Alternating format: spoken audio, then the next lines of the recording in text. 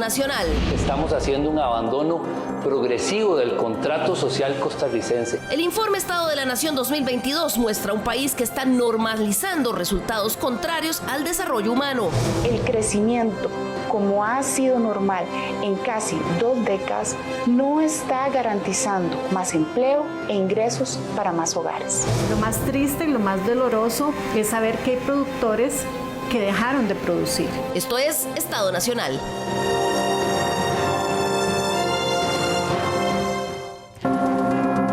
Muy buenas tardes, bienvenidos nuevamente a Estado Nacional. Hoy domingo en un horario especial después de haber disfrutado a través de la transmisión exclusiva de Televisora de Costa Rica de la apertura del Mundial de Fútbol Qatar 2022 y ese primer juego inaugural. A partir de ahora todo el mundo empieza a respirar y a disfrutar fútbol y aquí también somos. Sin embargo, el espacio del día de hoy vamos a aprovecharlo para analizar con un poquito más de profundidad el informe del Estado de la Nación 2022 que se publicó esta semana y que, como todos los años, retrata la situación del país con todos sus retos y sus oportunidades, pero basado o hecho a partir de las estadísticas, los datos y los análisis más recientes.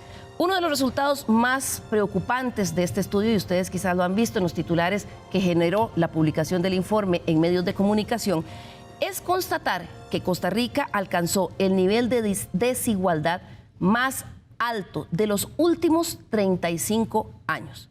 Para hablar de ese y otros hallazgos, permítame presentarle a nuestros invitados del día de hoy. Está con nosotros Leonardo Merino, quien es el coordinador del informe Estado de la Nación. Un trabajo, Leonardo, que se lleva meses y que ya vio la luz esta semana que pasó.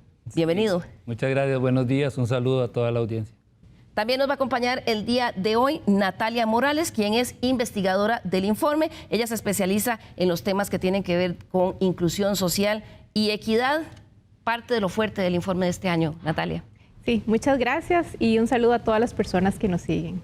Además, para complementar el panel del día de hoy, invitamos a la economista Shirley Saborío, quien es vicepresidenta del Consejo de Promoción de la Competitividad y también de la Cámara de Comercio de Costa Rica. Pero la invitamos en su calidad de analista y economista, Shirley, para comentar estos resultados y complementarlos con otra data que también nos pone frente a esta realidad tan cruda.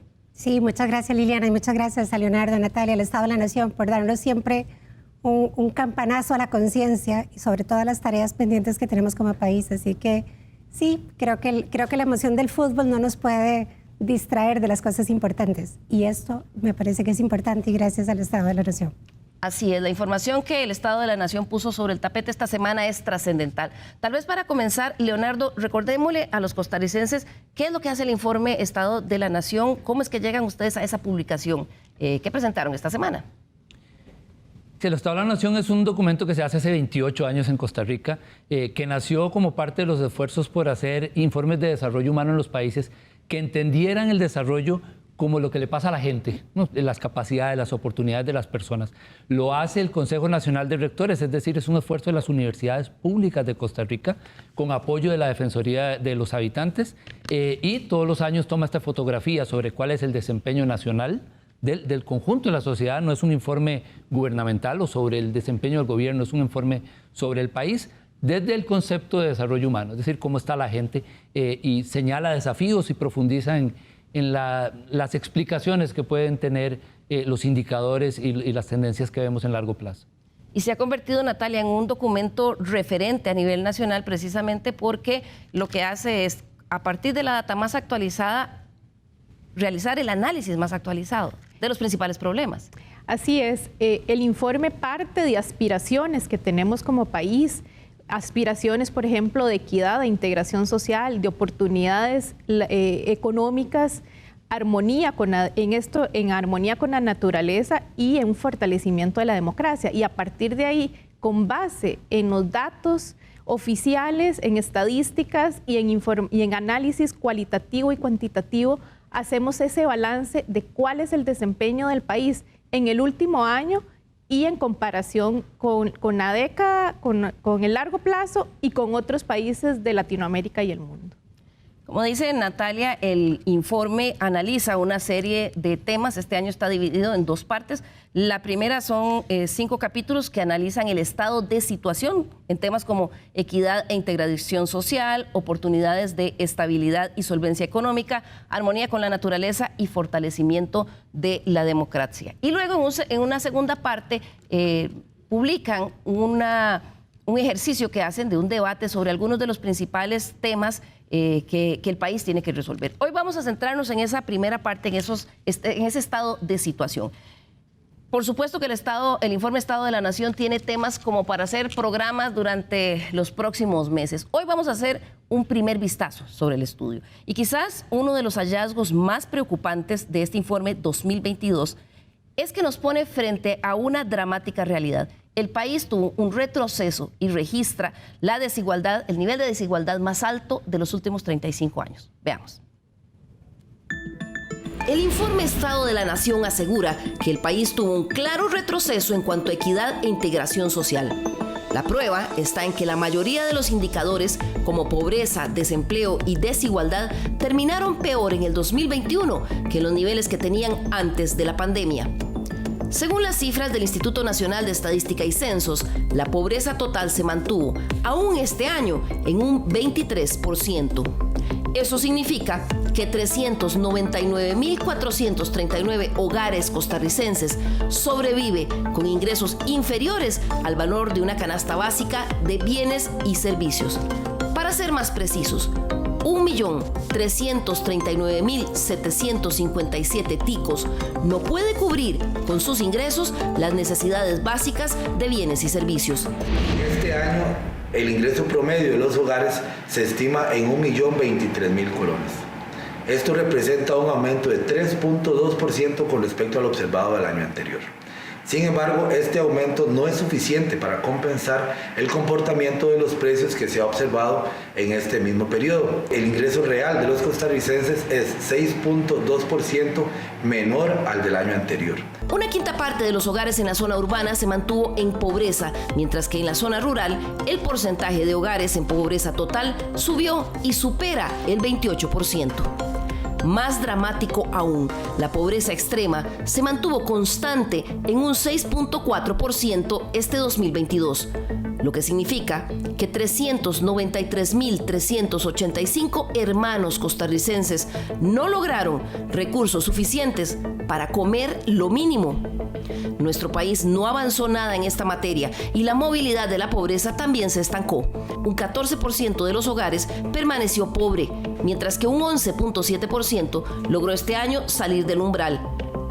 Pero un 9.4% de hogares cayó por primera vez en la clasificación de pobre.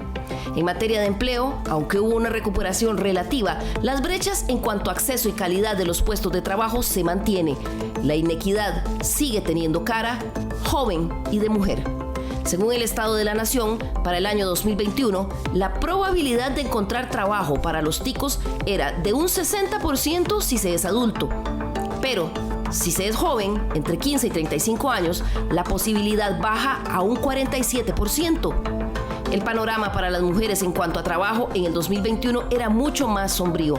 La probabilidad se reducía a 37%. Bueno, llevo 2 años, un poquito más, 2 años y 3 meses de estar desempleado. Para un puesto piden que usted conozca casi todo el mercado, piden requisitos de demasiada experiencia, de años en Excel, en estos paquetes, inclusive CRM o cosas así que tal vez un recién graduado no tiene. Tengo 9 meses de estar desempleada. Realmente he estado como brincando porque hay como una circunstancia, no sé, a nivel de empresas que de pronto tienen una política de mucho cero contacto humano, ¿entiendes? Ven como un número. El Estado de la Nación también alerta sobre la reducción en inversión social que se une a una ausencia de políticas concretas para combatir la exclusión en asentamientos informales y un mayor riesgo que enfrentan los jóvenes de ser reclutados por organizaciones criminales. Además, en esta edición del Informe Estado de la Nación, se realizó un estudio exploratorio en 5 precarios para analizar cómo se han visto afectadas sus condiciones de vida. Así, se determinó que los asentamientos de Purral, Guararí, La Carpio, Alajuelita y San Ramón hoy viven en una situación más precaria que en el 2019. La pérdida del empleo y el acceso a la educación son algunas de las afectaciones más graves, pero también una sensación de más hacinamiento debido a una mayor cantidad de familias que llegaron a vivir en precarios durante la pandemia. La creciente tasa de homicidios es otro de los desafíos de integración social, una tasa que continúa con una tendencia creciente desde el 2018 hasta ubicarse en 588 víctimas en el 2021. Víctimas de una violencia homicida detonada sobre todo por el crimen organizado y el narcotráfico, que crecen en el caldo de la falta de oportunidades para educación y empleo. Con este panorama no es de extrañar por qué la portada del Informe Estado de la Nación 2022 tiene esa imagen. La tenemos en las pantallas que están aquí en el set. Es, Leonardo, un puente roto.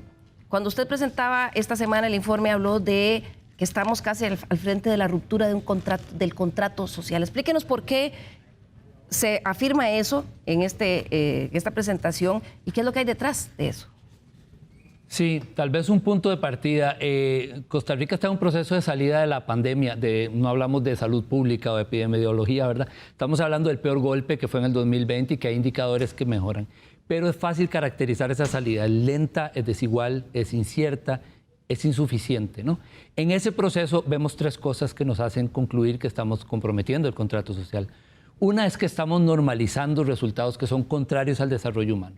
Es decir, resultados que eran malos ahora nos parecen casi la aspiración. Podemos volver a los niveles prepandemia en desempleo, en pobreza, en desigualdad, en uso de recursos naturales, que son aspectos en los que el país no estaba bien. Normalizar esos resultados nos hace pensar que aquí está pasando algo de más profundo calado. Y a eso le hemos llamado un riesgo, una amenaza, un abandono progresivo del contrato social costarricense, ¿verdad? Que son las bases de la convivencia democrática que tiene Costa Rica, ¿no? ¿Por qué le llamamos contrato social? No nos pongamos teóricos, ¿verdad? Es un concepto muy antiguo, pero básicamente es eso que si nos saliéramos del país y tuviéramos que decir qué dice su Constitución, que la ciudadanía cree que es Costa Rica, cómo se come Costa Rica ante el mundo, es lo que está plasmado en nuestra Carta Magna, ¿no? Somos una democracia, con un Estado que está obligado a promover la generación de riqueza, pero también la justa distribución de esa riqueza, hacerlo en armonía con la naturaleza, cuidando el ambiente, que es parte incluso del mismo artículo, promover la riqueza, su justa distribución y en armonía con la naturaleza, y de estimular que la educación y el trabajo y el acceso al trabajo sean formas de movilidad social que hagan que nuestros hijos y nuestras hijas vivan mejor que nosotros. Dicho muy en sencillo, ese es el contrato social costarricense, ¿no? Esas son las bases sobre las cuales consideramos que Costa Rica es lo que es, y este informe encuentra evidencias profundas, viendo no el 2021 y 2022, sino confrontándolo con lo que venía pasando antes de la pandemia, de que estamos abandonando progresivamente ese contrato social. Podemos desarrollar esas evidencias con el tiempo, pero a grandes rasgos es eso. Chile, ¿cómo ve usted ese planteamiento que hace el informe de Estado de la Nación? Desde el Consejo de Competitividad tenemos 4 aspiraciones, Liliana, y las aspiraciones son que al 2035 seamos el país menos desigual de América Latina, que erradiquemos la pobreza extrema. Para el 2035. Que erradiquemos la pobreza extrema, que el nivel de pobreza sea de un solo dígito y que el ingreso per cápita se duplique. ¿Cómo se logra esto? Bueno, estamos en la ruta equivocada, ¿verdad? Esta no es la ruta. Esta foto que nos da el Estado de la Nación claramente nos llama la atención y nos preocupa profundamente, porque nosotros trabajamos muy fuertemente en tratar de trabajar en temas específicos que puedan hacer que ese contrato social siga siendo vigente, y es el tema de la educación. O sea, nos decía un español, nos decía que a él le llamó profundamente la atención que en Costa Rica la gente estudie sin una promesa de trabajo, sin una promesa de un puesto, sino que estudiamos con la firme convicción de que vamos a tener un futuro mejor. Como si lo diéramos por hecho. Claro, y nuestros papás hicieron un esfuerzo para que fuéramos a las universidades, para que tuviéramos un futuro mejor, y nos lo decían nuestros abuelitos, y estoy segura que todos como papás queremos lo mismo. Bueno, no estamos siendo lo suficientemente solidarios con todos, ¿verdad? Porque ese mundo existe para un grupo pequeño de las personas y está muy concentrado en el gran área metropolitana.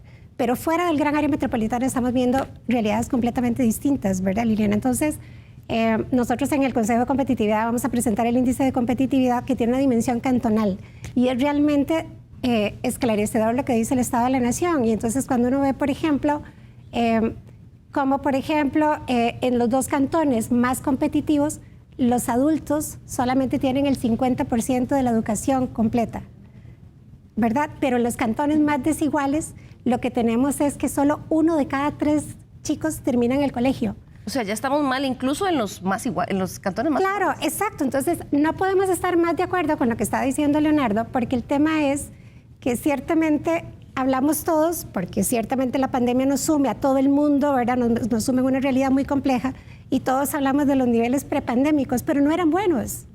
No eran niveles buenos. Teníamos niveles de pobreza del 21%, del desempleo de los más altos de América Latina. Tenemos unos niveles de desigualdad muy fuertes, tenemos unas informalidades altas y parece que normalizamos con que digamos, ya estamos a los niveles prepandémicos. No son los niveles ideales y a este nivel no vamos a lograr esto.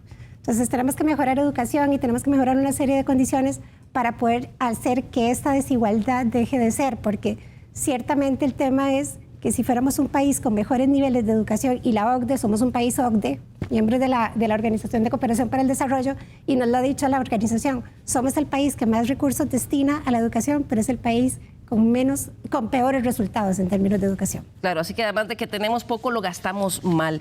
Natalia Morales es una de las investigadoras de este reporte, se especializa en los temas de desigualdad, de equidad y los temas sociales. Natalia, vemos... No solo es terrible normalizar que estemos esta crisis de desarrollo humano en la que está el país, sino el retroceso en el que estamos. Usted mencionaba que pasamos de ser líderes en Latinoamérica a ser uno de los más desiguales. Sí, creo que para entender la situación que estamos viviendo tenemos que irnos unas décadas atrás para dimensionar la gravedad en la que estamos en estos momentos y que nos generó o que profundizó, diría, la pandemia y la crisis.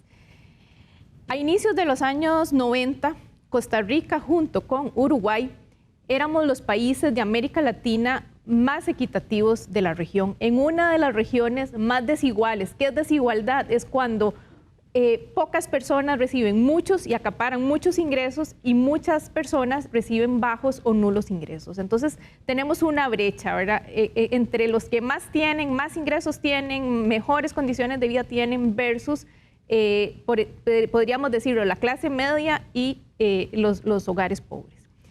Esa distancia hace 30, 40 años no era grande, no era tan grande, digamos, como la que tenemos hoy en día, y Costa Rica sobresalía. ¿Por qué? Bueno, gracias a buena parte de las políticas que aprobamos en la segunda mitad del siglo XX, por ejemplo, un sistema robusto de seguridad social, un sistema de educación pública que universalizamos desde años muy tempranos en el contexto regional y mundial.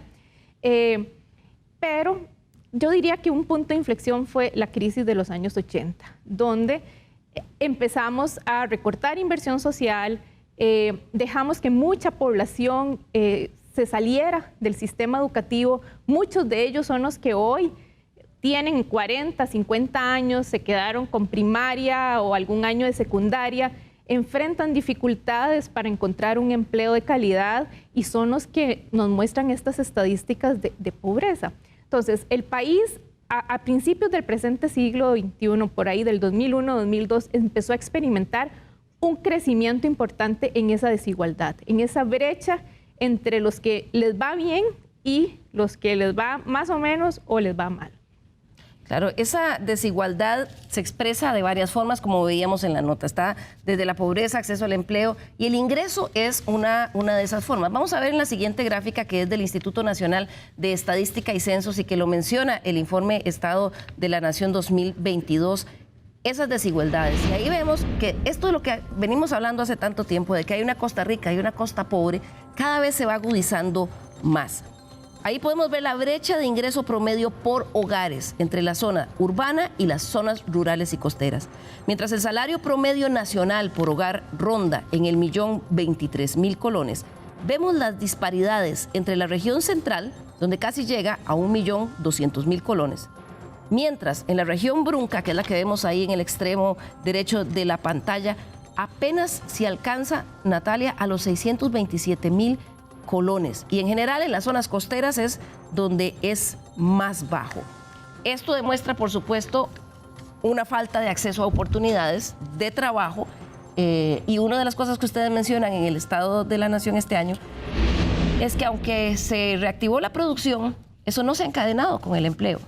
Sí. Aquí es importante tomar en cuenta que más del 80% de los ingresos de los hogares provienen de un empleo. Entonces, aquellos hogares que no tienen acceso a un empleo de calidad son los que enfrentan situaciones más complicadas. Y muchos de ellos, la forma de generar ingresos es vía mercado informal, vía empleos independientes que tienen muy malas condiciones, una inestabilidad en los ingresos. Y eso se refleja en esta gráfica entre las brechas que tenemos en las oportunidades que principalmente se concentran en el Valle Central versus el resto de zonas del país, donde conforme uno se aleja más de ese centro, más difícil es acceder a educación de calidad, a un empleo de calidad, a esos sectores más dinámicos. ¿Dónde están concentradas, por ejemplo, este sector de la economía más dinámica, más exportador? Bueno, mucho de él está aquí en el Valle Central, en las zonas francas, y que además tiene ese motorcito de la economía, pero que no hemos logrado encadenar, que se vincule con el resto de actividades económicas del país. Y eso lo que hace entonces es que muchos de los beneficios se sigan concentrando acá en el Valle Central, que además son los que a veces nos engañan, porque uno ve cifras promedio. ¿Qué es promedio? Bueno, el promedio lo que hace es un indicador resumen de todos los datos que tenemos, y a veces nos oculta esas distancias entre los mejores y los peores, y se nos olvida que tenemos que concentrar las políticas públicas en los que están más rezagados. Claro. ¿Qué le ha pasado, Shirley, a nuestro mercado laboral o a nuestra fuerza productiva? Fíjate que Natalia dice algo que es muy cierto. Si el 80% de los ingresos de las familias provienen del empleo, del salario producto de un empleo, entonces uno podría decir, pareciera como que la fórmula viene por ahí, ¿verdad? Es a través del empleo, pero empleos de calidad. Son empleos de calidad. ¿Y por qué entonces las zonas francas son las que están jalando hoy? Son las que jalan más fuerte a la economía. Tenemos dos motores, el motor de la economía interna y el motor de la economía que brinda servicios al mercado internacional. Bueno, ese motor, que es el de las zonas francas y perfeccionamiento activo, funciona muy rápido y funciona bien. Y en pandemia no se paró tampoco.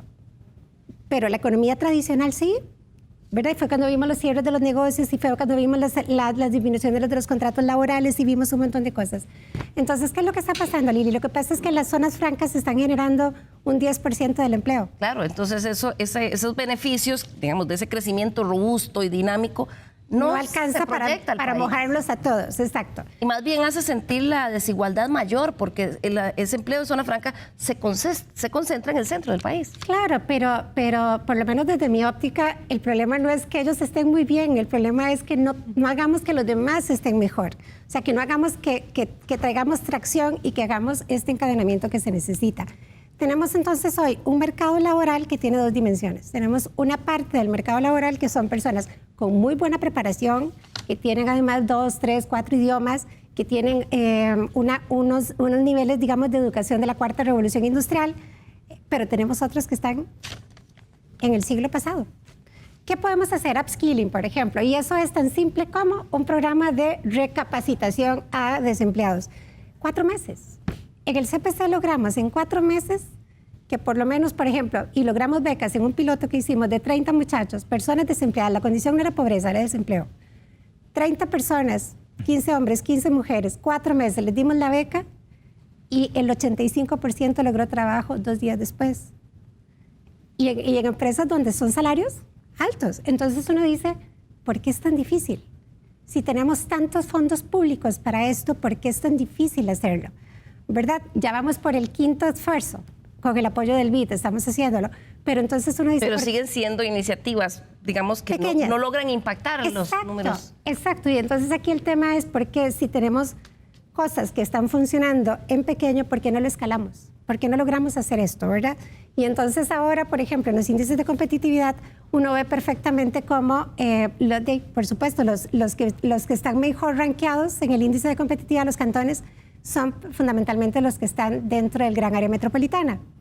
Pero les voy a dar una primicia y lo vamos a presentar hasta el 28 de noviembre. Pero los 5 cantones que más mejoraron, que más brincaron, digamos, en competitividad de ellos contra ellos, están fuera de GAM, los 5.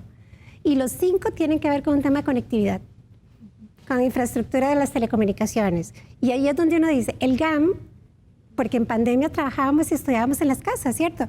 Entonces, en el GAM todos de alguna forma tenemos conexión, a través de un celular o lo que sea. En algunos cantones fuera de GAM, el 50%, pero hay cantones que no llegan ni al 30%. Entonces hay niños que nunca estudiaron. Entonces cuando el Estado de la Nación nos habla del apagón educativo, claro, pero el apagón educativo se dio antes de la pandemia. Claro, y es otra cosa que, Leonardo, ustedes señalan en el estudio de este año. Hay un capítulo que habla sobre infraestructura, ¿verdad? Y entonces, en términos muy generales, lo que decimos es el tema fiscal sigue siendo el gran problema.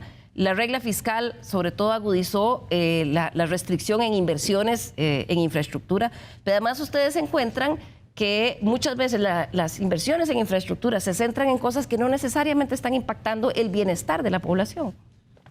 Sí, respondo rápido y me gustaría agregar algo, si me da permiso, a lo que decía. Agregue usted primero y luego... Está bien, sí, es que no hay una respuesta, ¿por qué cuesta tanto, verdad? Pero sí hicimos un ejercicio en 2 sentidos.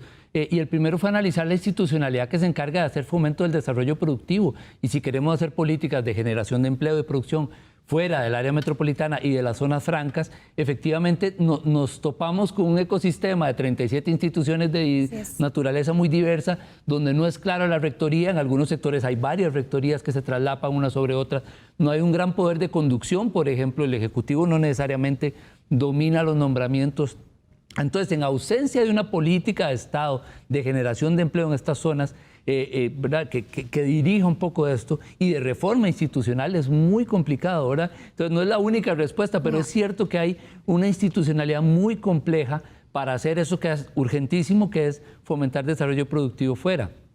Infraestructura es una de las cosas que se puede hacer, y efectivamente este año hicimos un análisis muy inicial, ¿verdad? Es un tema que no le habíamos entrado mucho en el tiempo, para darnos cuenta que estamos invirtiendo, por ejemplo, menos que en los 90 con relación al PIB, bastante menos de la mitad, pero que no estaba pegado con este trabajo que hacen, por cierto, en el Consejo de Competitividad Cantonal, de la infraestructura cantonal incluso, no está necesariamente pegado. Es decir, le podemos pasar a qué sé yo, a Buenos Aires de Punta Arenas por encima con una buena carretera, porque estamos pensando en conectar algunas zonas de importancia económica, pero no está vinculado con el desarrollo de la competitividad de ese cantón en particular. Entonces eso hace que se nos desconecte un poquito el desarrollo de política de infraestructura, que está bastante concentrado, particularmente carreteras, por ejemplo, el tema del transporte, con lo que sucede donde le ponemos, ¿verdad? En Cañas, por ejemplo, si le pasamos de pronto por encima con una gran carretera, no necesariamente está vinculado en cómo desarrollar un poco más la competitividad de ese cantón. Esto, Natalia, que mencionaba Shirley, por ejemplo, de conectividad con telecomunicaciones, ¿verdad? Que a veces, sí, toda la inversión grande se va en construcción de carreteras y quizás no necesariamente está yendo a lo que podría agregarle valor a las personas para tener oportunidades de trabajo, como la conectividad. Sí, yo creo que en el contexto de la pandemia aceleró aún más la inversión que tenemos que hacer en materia de conectividad, de acceso a tecnología y de acceso a Internet, porque Shirley ahora nos decía, hay una brecha entre el acceso aquí en el Valle Central y algunas regiones del país, pero además ahí es solo cobertura, pero ¿cuál es la calidad? O sea, hay zonas del país donde usted puede tener todos los ingresos, tener poder pagar el Internet más caro, y simplemente no está la infraestructura instalada. Entonces, iniciar por conectar ya nos está, digamos, involucrando en una dinámica de conexión con el resto del mundo también, donde cada vez es más importante. Si tenés zonas fuera del Valle Central que tienen problemas de acceso a muchas oportunidades de empleo, de educación, el simple hecho de conectar y dar un acceso a Internet ya te puede cambiar la historia. Y Shirley nos lo está demostrando con el brinco que te pega un cantón que logró conectar versus uno que sigue todavía rezagado en materia de Internet. Así es, vamos a hacer aquí nuestra primera pausa comercial y al regresar vamos a hablar qué está pasando con el sector productivo, porque hay unos ganadores y hay otros perdedores. ¿Qué se puede hacer? Ya regresamos.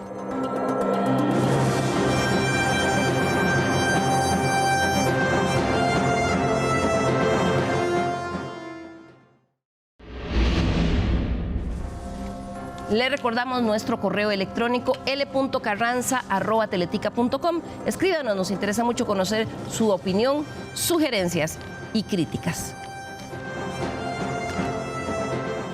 Gracias por continuar con nosotros hoy en Estado Nacional, que estamos conversando sobre el informe Estado de la Nación 2022 que se publicó esta semana y que lamentablemente uno de los primeros principales señalamientos que hace es el retroceso que hemos tenido en términos de desigualdad. Hemos hablado en la primera parte del programa en términos de pobreza, en términos de empleo y también de oportunidades. Y una cosa, Natalia, que se nos había quedado también a partir de la nota de lo que hablábamos, era las consecuencias que estamos arrastrando de esta desigualdad. Y una de ellas es el aumento en la violencia producto de ese rezago social y de las pocas oportunidades que tienen los jóvenes. Quiero que veamos este gráfico que presentaron ustedes esta semana cuando hicieron la publicación del estudio. Y ahí vemos cómo el año pasado, el 2021, cerró con 588 homicidios, la mayoría asociados a narcotráfico y crimen organizado.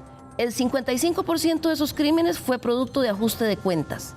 En un 73% de los casos, los homicidios se produjeron por arma de fuego. Y más de la mitad de las víctimas, Natalia, jóvenes. Sí, los estudios internacionales nos muestran que sociedades con muchos problemas de violencia, de desigualdad social, de rezago, zonas de rezago donde tenemos serios problemas de desempleo, de falta de acceso a la educación en jóvenes, por ejemplo, falta de zonas verdes, de parques, de deportes, de áreas deportivas para jóvenes. Esos son caldo de cultivo para el crimen organizado y para el narcotráfico. Y eso es lo que estamos viendo. Por ejemplo, por muchos años, la ciudad capital, el Cantón Central de San José, ostentó la cifra más alta de homicidios en el país. Hoy, en el 2021 y también ahora en el 2022, no es el cantón más violento. Ahora se ha trasladado al Cantón Central de Limón y de Punta Arenas. Y eso, por supuesto, que evidencia ese rezago social, esa falta de inversión que tenemos, esa falta de oportunidades en jóvenes, que ante la dificultad de obtener un empleo de calidad, es una vía fácil para entrar, obtener ingresos fáciles, pero con el riesgo de todo lo que implica la violencia y la muerte, porque lo que tenemos es que más de la mitad, decíamos, ¿verdad? El 53% en el 2021 de las víctimas, de las personas asesinadas en el país son menores de 35 años, pero además quienes matan también son jóvenes. Entonces aquí tenemos un problema importante de comprometer esas generaciones jóvenes que no les estamos llegando, que no les estamos dando esas oportunidades y que terminan siendo reclutados por el crimen organizado y por luchas de bandas, ¿verdad? Para controlar mucho el mercado interno, pero además el tema internacional también. Ese es uno de los riesgos, Leonardo, que usted señalaba esta semana cuando presentó estas estadísticas, precisamente de dejar como sociedad que se rompa ese contrato social. La violencia es uno de los ejemplos más claros. La violencia y la desintegración social, porque la violencia desintegra, por supuesto, a los sectores, a las regiones con rezago productivo y social, pero también a los sectores que ya están difícilmente integrados a la sociedad o más bien separados de ella, como por ejemplo los asentamientos informales que ya comentamos vivieron la pandemia de una manera muy dura. Ese es uno de los riesgos más profundos porque está estudiado, como ya Natalia mencionó, en el mundo cómo hay un vínculo entre las desigualdades y la mayor violencia social, pero en una sociedad más desintegrada todavía hay más cosas peligrosas que pueden pasar. Por ejemplo, la violencia homicida ligada al narcotráfico de pronto la vemos como si fuera una cosa de algunas personas que están ahí metidas en eso, pero puede haber otros tipos de violencia que también dependan un poco de cómo la gente perciba que la sociedad le está resolviendo problemas. Puede haber un alejamiento total de las personas de la democracia misma con tal de buscar soluciones a sus problemas. Ese es uno de los riesgos más complicados que todavía no estamos viviendo en su mayor magnitud porque la gente sigue creyendo en la democracia, pero que sí tenemos señales de alerta importantes que pueden generar otro tipo de conflictividad social que complique aún más el panorama. Esto que dice Leonardo, Shirley, es quizás uno lo ve ya muy desarrollado en el resto de Centroamérica, pero aquí en el país sí, muchos sectores cuando se habla de crimen organizado y narcotráfico es como cerrar los ojos y decir, bueno, no, es que son ajusticiamientos, son pandillas que se maten entre ellos, como si no estuviéramos hablando en nuestro país. Correcto, Liliana.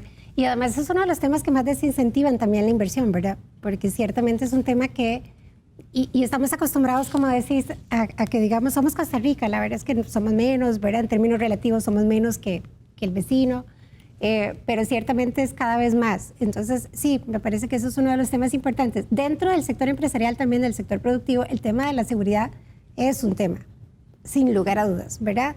Justamente ayer en la Cámara de Comercio se veía cómo reactivar la ciudad de San José, porque la ciudad de San José es un cementerio en este momento, ¿verdad? Entonces, ¿cómo reactivamos el centro de San José desde el punto de vista comercial? Y mucho tiene que ver con esa inseguridad que decía Leonardo. Entonces la gente dice, ya no me siento segura, mejor no voy, ¿verdad? Entonces... Y menos pensar en vivir, por ejemplo, decir, vamos a hacer de esos edificios viejos y vacíos que quedan remodelaciones para que la gente viva ahí, no en las condiciones en que es. Correcto. Y ciertamente, digamos que son de los temas importantes. En realidad, en los temas de inversión, digamos, el tema de educación es un tema que es importante.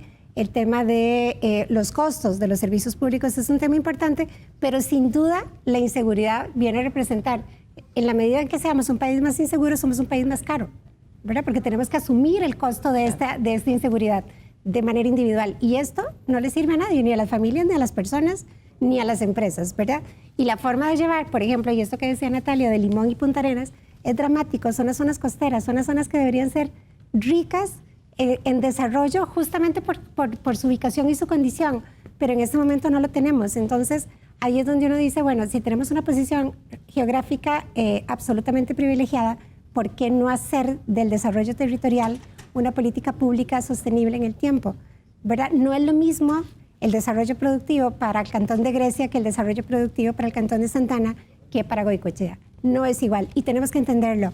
Son realidades completamente distintas y a eso tenemos que empezar a trabajar desde ayer, o sea, y no normalizar esta desigualdad y que digamos estamos lejos de Punta Arenas o lejos de Limón. Ese no entendimiento de las particularidades del desarrollo productivo de algunos sectores hace que tengamos cuadros tan dramáticos como lo que está sucediendo en el sector agrícola y que también se menciona en el informe del Estado de la Nación. Veamos. Aunque el 2021 trajo recuperación económica tras la pandemia, esto no vino de la mano con recuperación del empleo, según el informe del Estado de la Nación. La tendencia se reconfirmó en el 2021. Las empresas en zonas francas presentaron un pujante aumento en la producción del 25%, mientras que en el régimen definitivo el crecimiento fue de tan solo un 9%.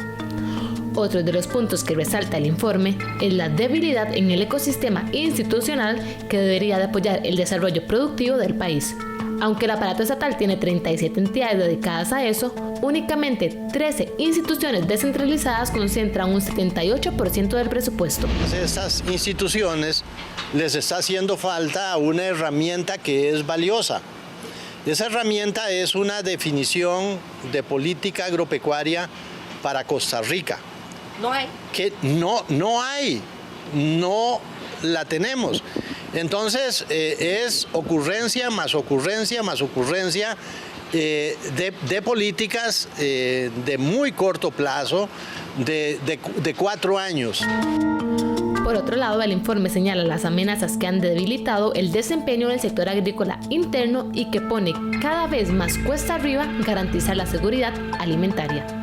Entre ellas el aumento de los precios de los insumos por la guerra en Ucrania que elevó precios de fertilizantes casi en un 200%. Esto por supuesto genera una enorme presión en los costos de producción y por otro lado los desastres naturales.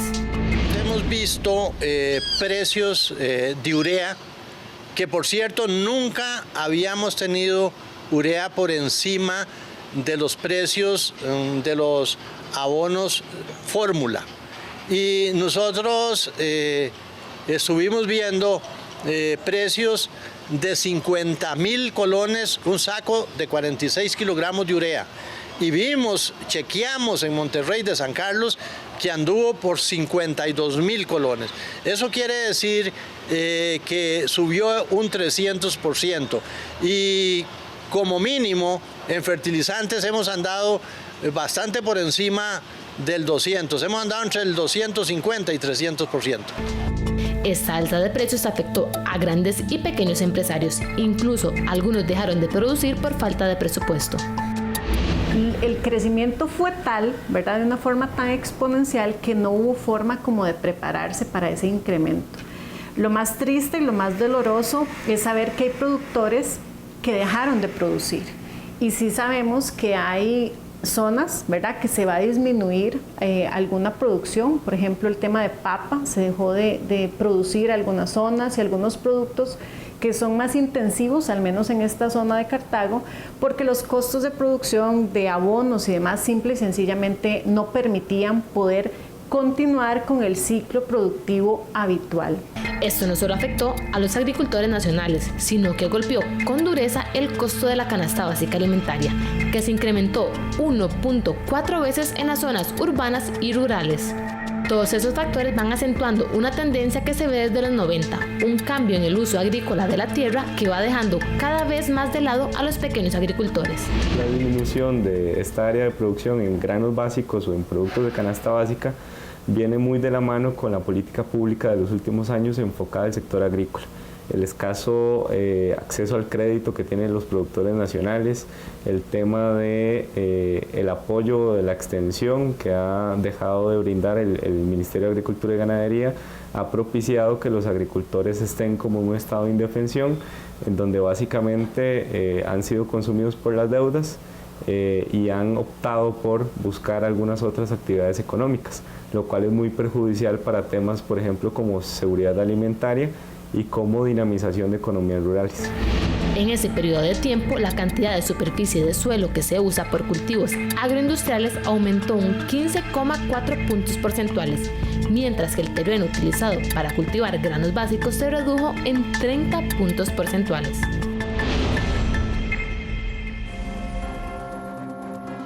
El agro es, Leonardo, uno de esos ejemplos en donde la política pública pues simplemente no lo puso como una prioridad, pero la inversión social tampoco. Entonces ahí es donde tenemos un claro ejemplo de exclusión y donde terminan poco a poco llegando al centro del país a hacer más presión en los círculos de los anillos de miseria, ¿verdad? Sí, ahí es importantísimo que nosotros tengamos, y creo que ya eso es algo que hemos desarrollado en otras ediciones y esta vez tiene un zoom importante, que veamos en el largo plazo cómo esta economía se ha partido en dos pedazos. Y esa forma en que hemos partido, digamos, no es solo una cosa de actividades, ¿verdad? Por ejemplo, zonas francas y mercado interno, sino incluso la institucionalidad pública misma. Porque algunos sectores del agro, por ejemplo, enfocado en la exportación, y otros sectores en las zonas francas o de la economía que se han estimulado en los últimos años, han tenido instituciones que demuestran que se pueden hacer instituciones públicas de una gran eficiencia, de una gran calidad. Han tenido al COMEX, han tenido al Procomer, han tenido instituciones que le han entrado a empujar al sector. Pero la mayoría de la economía no, y en el agro se reproduce esas dos realidades. Hay un agro hacia el mercado externo y hay un agro interno con dos realidades. El agro interno no tiene al COMEX, al Procomer, tiene instituciones que han sido debilitadas con el tiempo, que no tienen grandes recursos, que tienen problemas de rectoría, de estímulo y con poblaciones que además son poblaciones con rezago, ¿no? Entonces ahí se reproduce esto, cómo se ha estimulado una cosa y no la otra. Y ahora el estímulo en algunos casos nos ha salido bien, pero en otros hay sus riesgos, ¿verdad? Ahora en este estudio se encuentra que la exportación de frutas, por ejemplo, a Estados Unidos, es una cosa que está en retroceso, que hay un mercado en retroceso y no encontramos mercado ahí, que tal vez deberíamos empezar a pensar en más valor agregado para el agro de exportación y no solamente en exportar la fruta misma, ¿no? Y el sector en términos sociales es de atención urgente, y ahí la inversión social y el tema de las políticas regionales con información y visión regional sobre qué hay que hacer ahí en materia de educación, de empleo y de condiciones de vida también es urgente.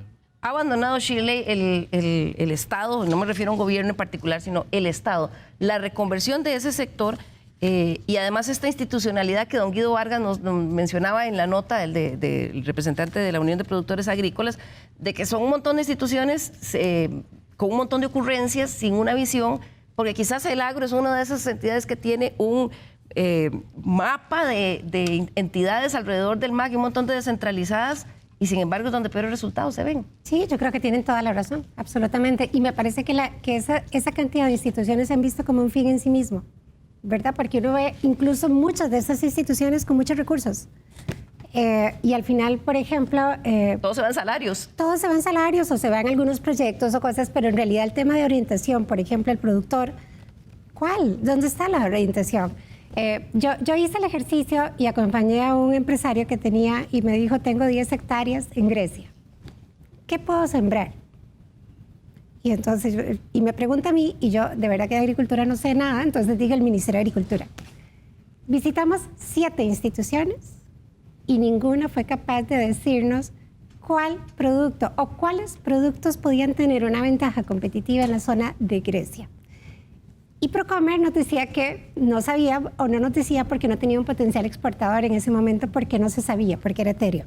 Entonces al final uno dice, qué difícil esto, no puede ser posible, ¿verdad? Entonces al final lo que hicimos fue, aunque no me lo crean, identificar demanda externa y tratar de hacer algunas pruebas y se identificó el producto. No era tan difícil, pero si esto es una persona que puede ir a tocar 7 puertas para poder hacer esas investigaciones, pero ¿qué pasa con los productores pequeños que no tienen esta posibilidad de hacer esto? Claro, y que además se enfrentan, Natalia, a un clima que cada vez es más inclemente con ellos y que ustedes lo identifican ahí en el estudio, ha pasado la factura a muchos sectores y al agrícola en particular. Sí, yo diría que el agro es uno de los sectores que tienen más riesgos y además más mal remunerados en general, ¿verdad? Se ha disminuido de manera importante en los últimos 20 años y sigue siendo uno de los sectores que, digamos, dentro de la estructura de empleo, que son mal remunerados, con mucha inestabilidad laboral, con jornadas extensas, con riesgos, con poco acceso al crédito, por ejemplo, y sí diría, digamos, que tiene ese problema de la institucionalidad que le soporta, ¿verdad? Y a eso le unimos todo el tema de, por ejemplo, este año ha sido muy evidente el tema del impacto que tienen las lluvias y el cambio climático, no solo sobre el agro y sobre los cultivos, sino también sobre la forma en que vivimos, las zonas de riesgo y cómo eso, dentro de esta desigualdad y vulnerabilidad social, afecta a esos grupos que viven en condiciones no adecuadas, ¿verdad? Y que además le genera, volviendo al tema del agro, una pérdida importante sin que haya un respaldo institucional fuerte para que estas personas recuperen parte del riesgo que tienen al sembrar.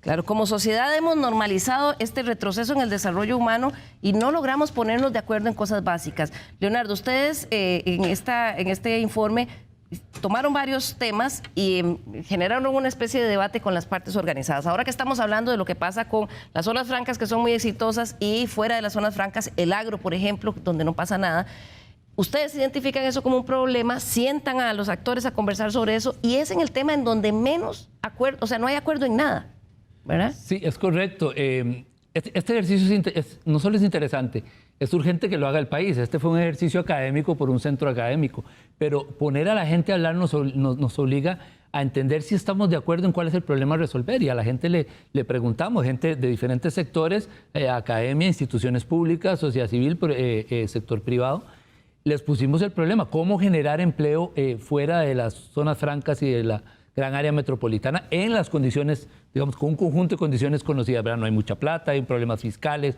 sin comprometer el patrimonio natural, etcétera, con varias condiciones.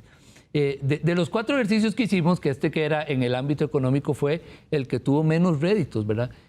Quizá su principal hallazgo es darnos cuenta que hay mucha tela que cortar y que no están maduras las soluciones y que quizá eso es parte, no hablarlo a fondo de lo que nos ha hecho patear el tarro en hay que generar empleo, hay que estimular la producción fuera en las zonas fuera de la GAM, y no aterrizamos en políticas y no tenemos una buena política de empleo ni de desarrollo productivo en estas zonas, en parte porque no tenemos maduro ni siquiera el diagnóstico. Tal vez no todo el mundo considera, o por lo menos todas las personas que sentamos a hablar, no están claros cuál es el problema, cómo resolverlo, cómo acomodar la institucionalidad de esas 37 instituciones que ya presentaron, quién debe tener rectoría, cómo mejorar el desempeño institucional, cómo empatar que tenemos unas buenas instituciones por aquí y otras más débiles que no hacen bien su tarea. ¿Quién manda, no? ¿Quién nombra? Esas son cosas que parecen de bulto, ¿verdad? Pero en realidad nos impiden tener una política de desarrollo productivo, sobre todo para estas zonas más rezagadas. Y efectivamente en el ejercicio no estuvimos de acuerdo, ¿no? ¿Cuál debe ser el enfoque? No sabemos cuál debe ser la rectoría, cómo se debe financiar. No hubo acuerdos y eso nos señaló que, uno, el tema es urgente, pero dos, hay que hacer una discusión mucho más profunda para ver cómo identificar hacia dónde hacer una ruta de soluciones para esto. No hay claridad en una cosa tan urgente, Shirley, como generar empleo para esa costa pobre que vimos ahí. Pero no hay claridad en las autoridades del Estado, por este ejercicio que hicieron en el Estado de la Nación, ni en el sector privado, ni en la academia, ni en las ONGs. Es como, sí, bueno, eso es lo que importa, pero no hay claridad. ¿Por qué es tan difícil? Pues en realidad yo sí creo que, digamos, hay muchos esfuerzos, digamos, aislados, pero le corresponde a la autoridad nacional, digamos, convocar. Y me acuerdo en un programa que tuviste sobre el Consejo Económico y Social, por ejemplo. Y eso es uno de los temas. Por ejemplo, si se convoca un Consejo Económico y Social donde el tema es el empleo, no es lo mismo hablar entonces del empleo en Punta Arenas que del empleo en Siquirres. No es igual, ¿verdad? Y entonces uno dice, ¿entonces son los mismos actores? No, por supuesto que no. Son los productores de la zona los que deberían estar hablando y viendo y efectivamente cómo hacemos. Hablando con el alcalde de Siquirres decía, ¿cómo hacemos para que la gente de Siquirres tenga más trabajo y más trabajo formal? Y entonces decíamos, bueno, entonces hagamos un informe de cómo está Siquirres desde el punto de vista económico, qué es lo que tiene. Y entonces él decía, seguimos haciendo lo mismo que hacíamos hace 70 años, sembrando lo mismo que sembrábamos hace 70 años. Sin ninguna incorporación de tecnología, por ejemplo, en agricultura, que es algo que la podría transformar. Claro, y entonces ahí es donde yo creo que más bien en el sector agrícola sobran instituciones, hay una cantidad enorme de instituciones. Lo que debería haber es una verdadera rectoría desde el punto de vista agropecuario, que vea también y que atienda el tema de los seguros de cosechas, por ejemplo. No es lo mismo el seguro de vehículos que el seguro de cosechas, no es lo mismo, por amor a Dios. Entonces tenemos que tener una institución una institución aseguradora, y tenemos una institución aseguradora en el Estado, que por qué no tenemos los verdaderos seguros de cosechas, por ejemplo.